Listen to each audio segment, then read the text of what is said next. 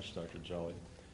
Next we have Dr. Martin Lesion, who's the Associate Director of the Center for Interventional Vascular Therapy, as well as Professor of Medicine at Columbia University, New York Presbyterian Hospital, and primary investigator of the clinical evaluation of the Resolute Zotarolimus-Eluting Coronary Stent System in the treatment of de novo lesions in native coronary arteries, the Resolute U.S. clinical trial.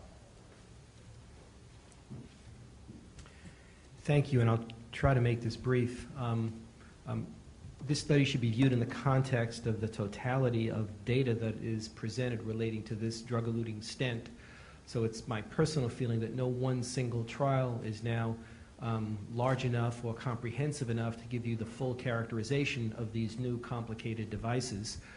So what many of our industry colleagues do are to do multiple studies, and this is a piece in the puzzle of multiple studies dealing with the Resolute stent. As you know, this is a Zotarolimus-Eluting stent, the uniqueness being the drug delivery platform, which is a hydrophilic, specifically developed polymer that extends the drug release probably longer than any of the other drug-eluting stents.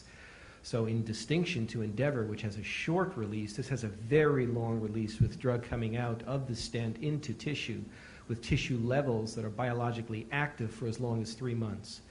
And it was felt that you needed to extend it that long because there are some data suggesting that certain high-risk populations like diabetics may have more in the way of attenuated restenosis responses, and more drug in tissue for longer might make a difference.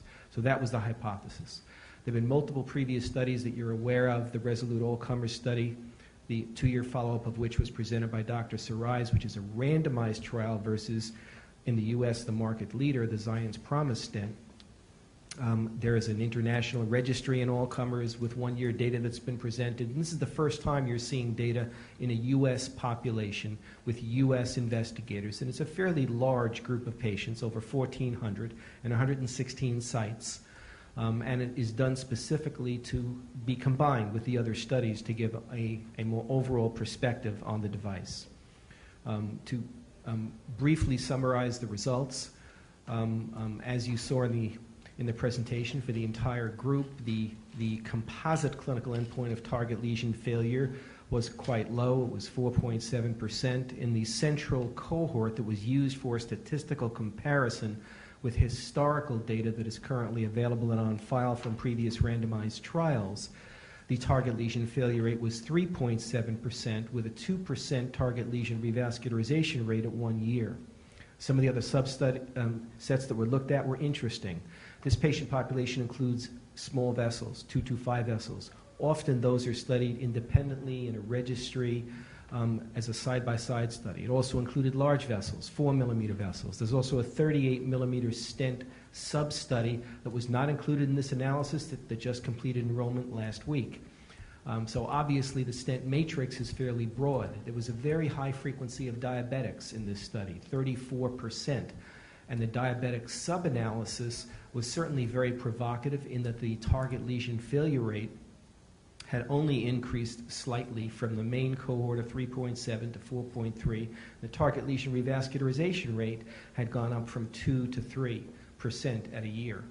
The angiographic subset, which was distinguished from the clinical follow-up only subset, indicated low restenosis and stent loss and late loss numbers, as we've seen with previous angiographic studies with the Resolute stent.